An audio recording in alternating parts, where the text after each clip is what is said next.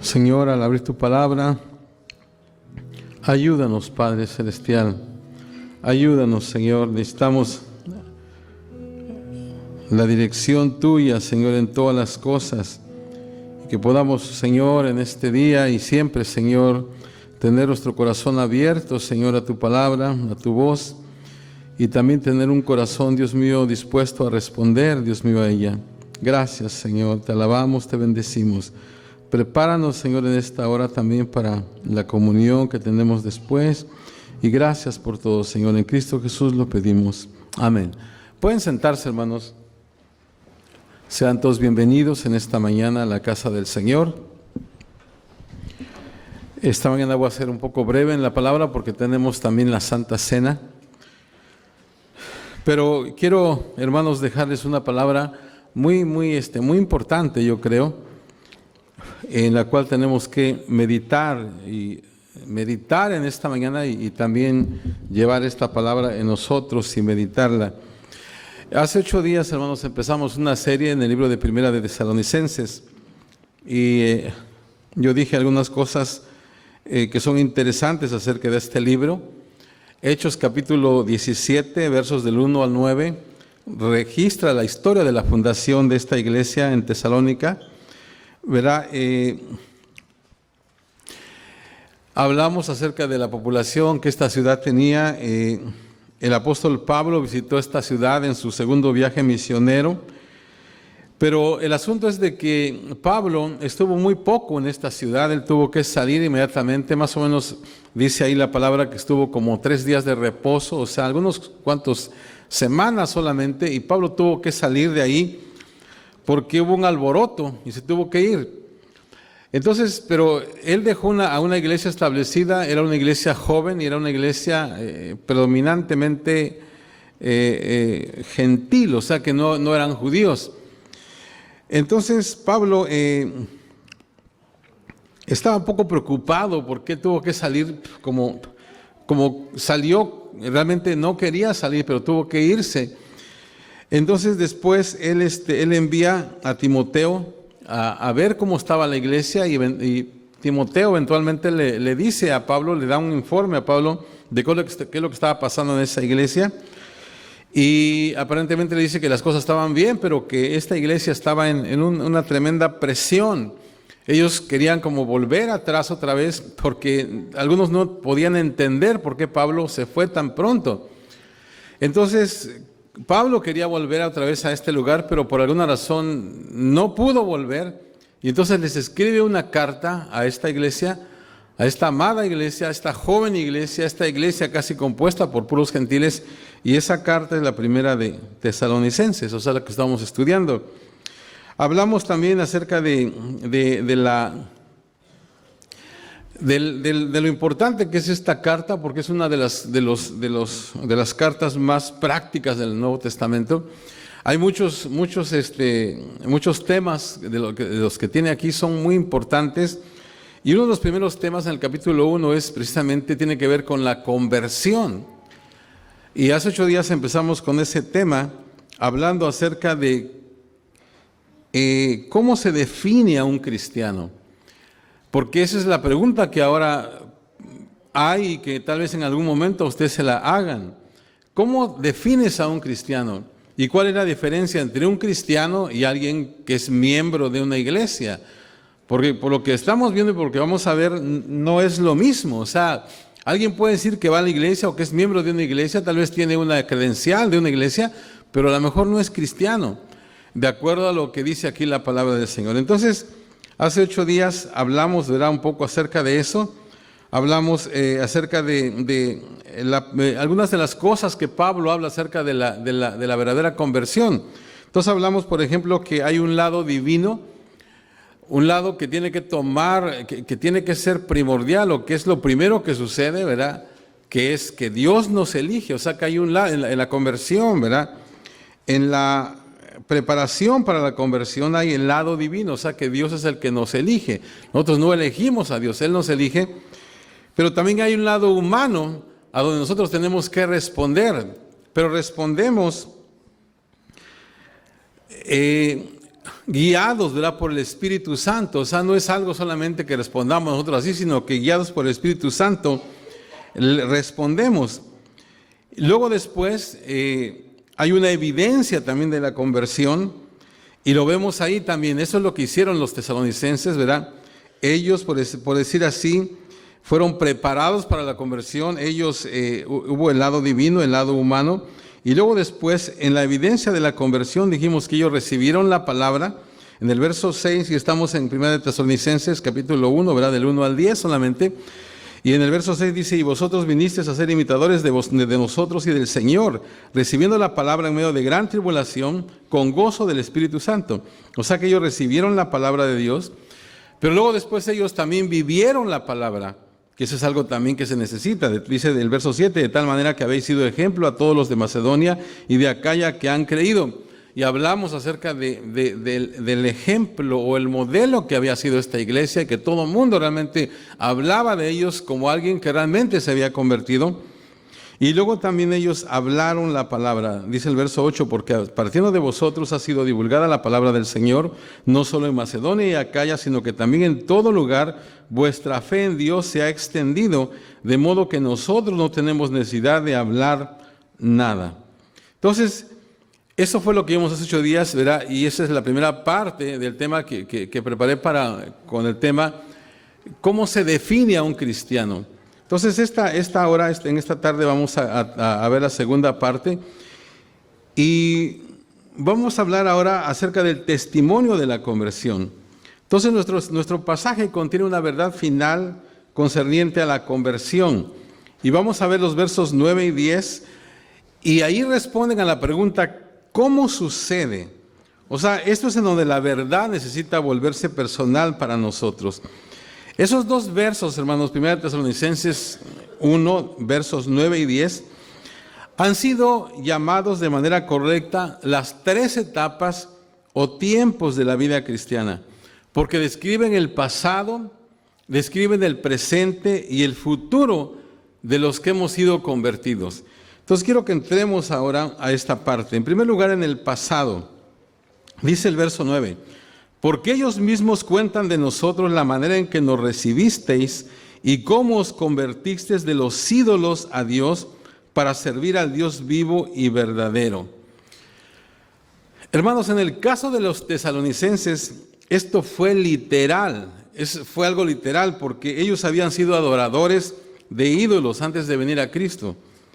Y de repente sus vidas fueron dramáticamente transformadas. Ahora, ¿cómo pasó esto, hermanos? Dice que se volvieron a Dios. O sea, es lo que significa la conversión. De eso se trata. La Biblia, hermanos, algunas veces usa el término arrepentimiento para describir este acto. Ahora, en el Antiguo Testamento, hermanos, hay 2 palabras hebreas para arrepentimiento. La primera palabra es la palabra nacham, y significa el dar vuelta o el cambiar de parecer o cambiar de manera de pensar. Cuando tú ves la palabra arrepentimiento en el Antiguo Testamento, usualmente se traduce de esta palabra, nacham. Ahora, la segunda palabra es la palabra shub, S-H-U-B, y esa es usada como unas 600 veces en el Antiguo Testamento, y se traduce como volverse o retornar de un mal camino. Es muy importante porque seguido vemos las frases, en la Biblia, en el Antiguo Testamento vemos frases como volverse, ¿verdad?, a Dios de todo tu corazón. Ahí se usa la palabra shuv. Ahora, cuando venimos al Nuevo Testamento, hay una palabra que necesitamos conocer y que ya ustedes la conocen porque yo la he hablado muchas veces. Es la palabra metanoia. Significa cambiar de opinión, cambiar la manera de pensar. Meta es un cambio, nous, mente, o sea, cambiar la manera en que pienso. Entonces, déjenme explicarle bien esto porque es muy importante entenderlo. El arrepentimiento fundamentalmente significa cambiar tu mente acerca de algo. Tiene que ver con la manera en que piensas acerca de algo. Tú has pensado de una manera, pero ahora tú piensas de manera opuesta, o sea que eso es arrepentimiento. El cambio de mente, el cambio de parecer. El arrepentimiento es un cambio en la manera en que pienso, que me guía a cambiar la manera en que vivo. O sea, cuando tú realmente cambias tu mente acerca de algo, eso va a cambiar la manera en que piensas acerca de ello, en que hablas acerca de ello, en que sientes acerca de ello. Entonces quiero decir, hermanos, que el verdadero arrepentimiento es más que un pequeño juego que haces en tu mente. Fíjate, el arrepentimiento es un cambio decisivo de dirección. Es un cambio de mente, el cual te lleva a cambiar de pensamiento, lo cual te lleva a cambiar de actitud, lo cual te lleva a cambiar de sentimientos, lo cual te lleva a cambiar de valores, y eso te lleva a cambiar de la manera en que diriges tu vida. O sea, es un cambio total. Por eso es que cuando explicamos esa palabra, ¿verdad? Decimos, por ejemplo, tú pensabas, digamos, con respecto a las finanzas o el dinero de esta manera. Ahora cuando te arrepientes piensas de otra manera, o sea, de acuerdo a como dice la palabra. Tal vez tú tenías una idea del matrimonio de una manera. Ahora cuando conoces a Dios tiene que cambiar totalmente. La manera en que piensas del sexo, la manera en que de todo, del trabajo, todo tiene que cambiar, es un cambio. Entonces la primera etapa de la vida cristiana es en el pasado, o sea, hubo un cambio. Nos convertimos de lo que éramos a lo que ahora somos. En el caso de los tesalonicenses, dice que se convirtieron de los ídolos. Y déjame solamente un paréntesis más aquí. O sea que yo sé que ahorita vamos a hablar acerca de esto de los ídolos, porque a lo mejor tú dices, no, pues yo no tenía ídolos, pero hay un montón de cosas que tal vez tú hacías, ¿verdad? Cuando no conocías al Señor. Entonces quiero que pienses, ¿realmente te has vuelto de eso? O sea, ¿te has arrepentido? ¿Has cambiado tu manera de ser? Porque si no, entonces no hay arrepentimiento. A veces nosotros escuchamos la palabra arrepentimiento y decimos, no, pues vas para allá y regresas para acá. O sea, como que no lo explicamos bien, pero realmente es un cambio totalmente de mente. Tú pensabas de una manera, ahora piensas totalmente diferente ahora de todas las cosas. Vuelvo a repetir, es un cambio de mente, ¿verdad? Que te lleva a cambiar de pensamiento, que te lleva a cambiar de actitud, ¿verdad? Que te lleva a cambiar de sentimientos, luego cambias de valores y luego cambias la manera en que diriges tu vida. O sea, totalmente un cambio. Entonces, en el caso de los tesalonicenses dice que se convirtieron de los ídolos. Eso pasó en el pasado. Ahora, en segundo lugar, en el presente, ¿cómo sucede esta conversión? Dice el verso 9, para servir al Dios vivo y verdadero. Para servir al Dios vivo y verdadero, verso 9. La conversión, hermanos, fundamentalmente envuelve un cambio de dioses, en donde tú servías al pecado y al yo, ahora tú sirves al Dios vivo y verdadero, donde te inclinabas a los ídolos del placer, el poder, ganancia material, aprobación mundana, ahora te inclinas ante Jesucristo, donde antes servías a los dioses muertos de este mundo, ahora sirves al Dios vivo. Entonces, esto en muchas maneras resume toda la verdad de la vida cristiana. Estamos aquí para servir a Dios día a día y momento a momento. O sea, somos sus siervos, puestos aquí para hacer su voluntad, actuando en su lugar, siempre buscando su mejor interés y esperando siempre agradarlo. O sea, es un cambio total, dice, un cambio para servir al Dios vivo y verdadero. Otra vez, te inclinabas, ¿verdad?, ante los ídolos del placer, el poder, ganancia material, aprobación humana, ahora te inclinas a Jesucristo. O sea, antes de alguna manera servías a los dioses muertos de este mundo, ahora sirves al Dios viviente. Entonces, esto es en el presente. Ahora en el futuro, el verso 10 dice, y esperar de los cielos a su Hijo, al cual resucitó de los muertos, a Jesús, quien nos libra de la ira venidera. O sea, esta es la fase futura de la vida cristiana. Nos volvemos, ¿verdad? Luego servimos y luego esperamos el retorno de Jesús. Entonces, hermanos, esto nos dice que la segunda venida del Señor no es simplemente alguna doctrina la cual podamos creer o no, dependiendo de nuestra preferencia. No, es la motivación fundamental de toda la vida cristiana. O sea, el esperar al Señor. Otra vez son las tres fases, ¿verdad? Primero nos volvemos, luego servimos al Señor, luego esperamos el retorno de Jesús. Entonces, el esperar, que es la tercera fase, ¿verdad? En el futuro, es algo fundamental de la vida cristiana. Entonces, resumiendo, la conversión empieza cuando tú te vuelves a Dios. No es más ni menos que un retorno intencional de nosotros a Dios. O sea que ni más ni menos que eso. Ahora, ¿por qué es intencional? No sucede por accidente. Tampoco sucede automáticamente. Tampoco alguien tiene que o puede volverse por ti. Tú por ti mismo necesitas decidir volverte a Dios.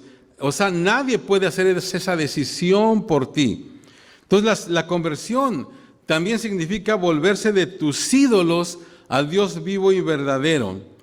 Tú puedes tener a tus ídolos o tú puedes tener a Dios, pero no puedes tener a ambos. Y vuelvo a repetir, hoy te voy a explicar eso de los ídolos. Para los tesalonicenses, esto era verdad literalmente. Otra vez, ya que la religión de los griegos estaba llena de ídolos de diferentes clases. Todos los dioses heroicos que supuestamente habitaban en el Olimpo, en el monte Olimpo, no eran más que dioses o ídolos abominables. Fíjense, la religión levantada sobre estos ídolos era degradante, era obscena, era perversa, generaba temor, generaba venganza, inmoralidad, culto a los demonios y esclavitud. Entonces, esta idolatría era el fundamento del gobierno, el fundamento de la religión, del entretenimiento, de los clubes sociales y la labor de cada día. O sea, se había metido en cada aspecto de la sociedad. Y hermanos, es lo que pasa hoy en día. O sea, realmente todas estas cosas se han metido también. Entonces, para el cristiano de hoy en día, el rechazar todo esto y seguir a Jesús significa rechazar el fundamento mismo de la sociedad. O sea, porque está fundamentado otra vez, igual que de esa manera, en ese tiempo ahora también está fundamentado en todo esto. Entonces, para nosotros como cristianos, el rechazar todo eso y seguir a Jesús significa rechazar el mismo o el fundamento mismo en el que está nuestra sociedad. Pero eso es a lo que Jesús nos llama a hacer y fue lo que los tesalonicenses hicieron. Ahora, aquí voy a explicar lo de los ídolos. Es importante recordar que no todos los ídolos son hechos de madera o de piedra o de metal. Nosotros tenemos nuestros propios ídolos hoy en día, solo que son más sofisticados, ¿verdad? Eso es todo. Un ídolo es cualquier cosa en el mundo al cual miramos como lo más preciado para nosotros. Puede ser el trabajo, puede ser la casa, puede ser el auto, puede ser un título, una posesión, etc. Cualquier cosa de estas puede volverse un ídolo cuando miramos a ellos para sentirnos que tenemos y que valemos algo. Recuerda, el pecado no está en la madera o en el metal o en la piedra. Estas cosas fueron y son moralmente neutrales. Es el significado o el valor que le damos lo que lo lleva a ser pecaminoso. Entonces, en ese sentido, cualquier cosa buena puede fácilmente volverse un ídolo. Ahora, déjenme resumir en pocas palabras lo que este pasaje nos dice a nosotros. Y este es el resumen de todo el capítulo primero. En primer lugar, la conversión, hermanos, es un acto de Dios que empieza en la eternidad, ¿verdad? Con la elección de Él a nosotros. Él nos elige. Otra vez tenemos que entender a eso. Él es el que nos elige. No nosotros decimos, es que tú tienes que aceptar al Señor. Desde ahí ya estamos mal, porque Él es el que nos acepta en su grande misericordia. Pues otro día decíamos, ¿verdad? En una clase que teníamos, decíamos, a veces la gente, por eso es que no viven su vida cristiana como debían de vivir, porque piensan que le están haciendo un favor al Señor al recibirlo. Él es el Señor. Miren, hermanos, nosotros estamos acostumbrados a que nos digan, recibe al Señor como tu Salvador, como tu sanador, como tu proveedor.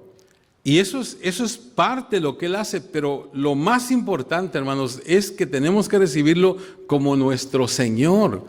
Y por eso es que mucha gente está en el cristianismo, viene a la iglesia, pero hace lo que quiere. Porque ellos no solamente están buscando salvación, están buscando sanidad, están buscando prosperidad, pero ¿qué del señorío del Señor? Por eso es que a veces vienen cuando quieren, cuando no, pues sabes que tengo que hacer otra cosa.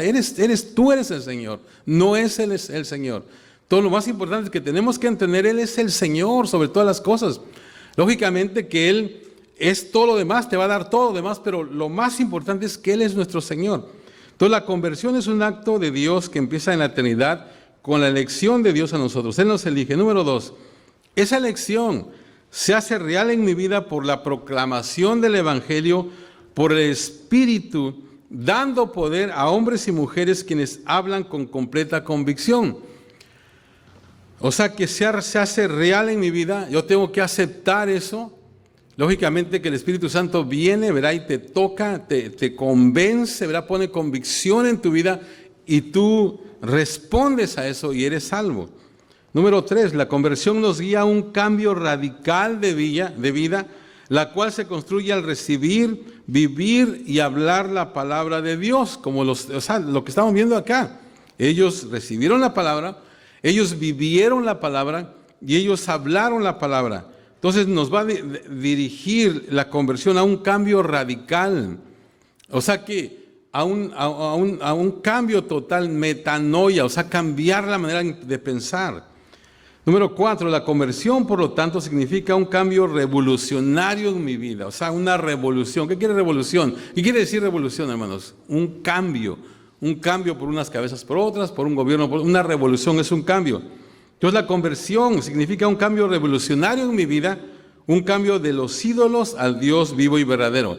¿Cuáles ídolos? Bueno, ya dije, ¿verdad? Que no necesariamente tenemos que tener ídolos de madera o de piedra o de metal, pero hay un montón de cosas que si le damos en primer lugar, como mucha gente, es muy fácil entender esto, mucha gente, su trabajo es su ídolo, ¿verdad? No, pues es que si no trabajo, no como. Entonces, el Dios que se quede por ahí, lo más importante para mí es eso. Entonces, es un ídolo. 5, no estoy diciendo que no tengas que trabajar, pero estoy diciendo cuando eso es lo más importante para ti. Y luego, número 5, la conversión nos lleva a una vida de servicio a Dios y a una paciente espera por el retorno de Jesús. Entonces, la pregunta es para nosotros en esta mañana.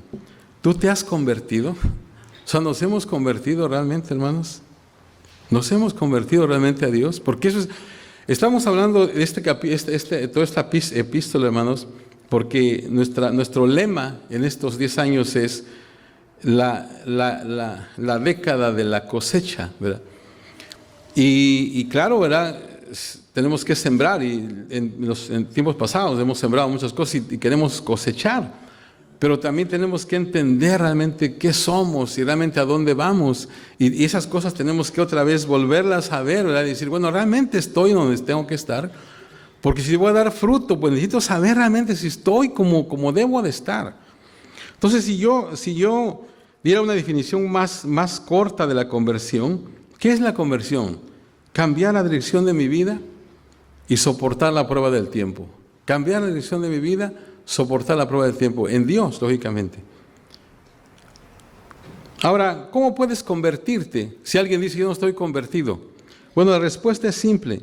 Necesitas transferir tu confianza en ti mismo y ponerla totalmente en Jesucristo. Necesitas confiar completamente, plenamente en Jesucristo como tu Señor y Salvador. Y es por gracia, ¿verdad? Por gracia sois salvos. O sea, pero necesitas confiar totalmente en Él. Entonces la vida cristiana comienza con la conversión. Sin la conversión, hermanos, escúcheme bien, la vida cristiana comienza con la conversión. Sin la conversión no hay vida cristiana. Y si no estás convertido, no eres cristiano. Sencillamente, yo tengo que decir eso. Déjeme ir terminando, porque dije que iba a ser muy breve en esta mañana. Hablando acerca de un personaje. Nació en 1725, hijo de un capitán marítimo inglés, A la edad de 11 años fue al mar por primera vez. Fue forzado a unirse a la fuerza naval. Trató de escaparse, pero fue arrestado en el oeste de África. Se convirtió en esclavo de un tratante de esclavos. Durante años vivió en el hambre y la miseria. Eventualmente llegó a ser capitán del barco de esclavos, llevando africanos negros al Mediterráneo y al oeste de la India. En 1747 él abordó un barco para Inglaterra, pero una violenta tormenta en el Atlántico Norte golpeó al barco, el cual se empezó a llenar de agua. Parte de la madera del barco estaba muy dañada. Una nave ordinaria se habría hundido de inmediato, pero la carga que ésta llevaba le permitió seguir a flote. En medio de la lucha por salvar la nave, el joven se dijo a sí mismo casi sin pensar: si esto no funciona, el Señor tenga misericordia de nosotros. Por sus propias palabras, ese fue el primer deseo de misericordia que había sentido en muchos años. Este fue el punto de cambio en su vida. Él dejó el negocio de esclavos y entró al ministerio en Olney, Inglaterra. Pronto llegó a ser conocido como un gran predicador que atraía enormes multitudes. Escribió 300 himnos, muchos de los cuales ya han sido olvidados, pero algunos de ellos aún se siguen cantando, como por ejemplo uno que se llama «Cuán dulce es el nombre de Jesús». Y uno de esos himnos, que es quizás el más famoso himno de todos los tiempos, alrededor del mundo, millones lo cantan en docenas de idiomas. Y el título de ese himno es Amazing Grace. Quiero que ella lo lea y voy a decir algunas palabras de ese canto. Miren lo que dice.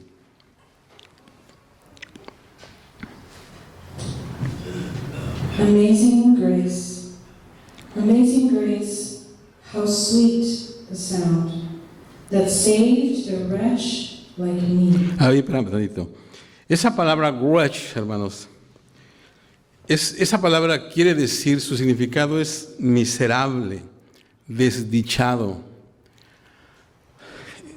En una ocasión se dice que alguien cantó este canto, pero le cambió esa palabra. En lugar de esa palabra usó la palabra soul, me parece que como un alma, como el yo.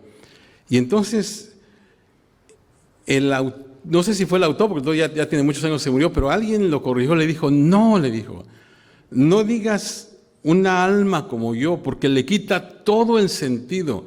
O sea, lo que tienes que decir es esa palabra exactamente, porque eso es lo que describe lo que el autor quiso decir.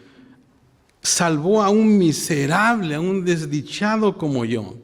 Luego que sigue diciendo. I once was lost, but now am found. Was blind, but now I see. Se fijan, hermanos, esa es la evidencia de alguien que realmente es convertido. Estaba perdido, pero ha sido encontrado. Estaba ciego, pero ahora veo. Antes de morir, hermanos, este hombre, llamado John Newton, preparó su propio epitafio, o sea, lo que quería que le pusieran en su tumba, y el cual leía de esta manera. John Newton, once an infidel and libertine, a servant of slaves in Africa, was, by the rich mercy of our Lord and Savior, Jesus Christ, preserved, restored, pardoned, and appointed to preach the faith he had long labored to destroy. Wow, esto es, hermano, lo que Dios puede hacer. Hermano, esta es la verdadera conversión. Y es, hermano, lo que tal vez algunos de nosotros necesitamos ahora mismo. El Señor, hermanos, en esta mañana nos urge a volvernos, hermanos, si en algún momento descubrimos tal vez que tenemos algún ídolo, el Señor nos urge que nos volvamos de eso, que volvernos de los ídolos de nuestro corazón a Dios. Hermanos, en esta mañana, al ir pasando, ¿verdad?, al altar, yo quiero que vamos a tener la Santa Cena. Yo voy a invitarles, hermanos, a que vayan pasando. Y si tú tienes que orar y decirle al Señor, Señor, yo quiero volverme a ti, Señor. Descubro o entiendo que hay cosas que todavía tengo ahí, Señor, como ídolos. Yo necesito volverme totalmente a ti, Señor. Ahora, ¿quién me lo va a cantar? Y mientras se está cantando, yo voy a pedir, hermanos, que vayan pasando. Y si tú tienes que hablar algo con el Señor, hermanos, si tú no estás seguro de que eres convertido, en esta mañana tú puedes hacerlo. Tú puedes volverte, ¿verdad?, de tus ídolos al Dios verdadero. Puedes volverte a Dios. Porque, hermanos, si tú no estás convertido, no eres cristiano entonces. Y, hermanos, tú no vas a poder estar con el Señor. Pero qué importante, qué hermoso es que en esta mañana está el Señor con nosotros y tú puedes arreglar ese asunto en este día. Pónganse de pie, hermanos, y si quieren ir pasando, vamos a tener la Santa Cena ahora. Aleluya. Amazing grace, how sweet the sound that saved a wretch like me.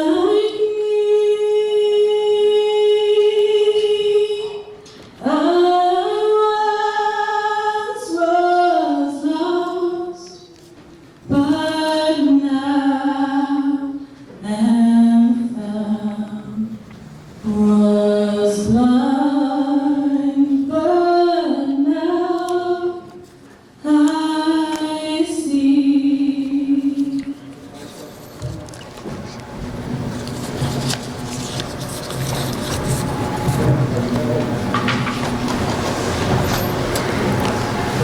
Si va a tomar la comunión, hermanos, vaya pasando en esta mañana. Amén.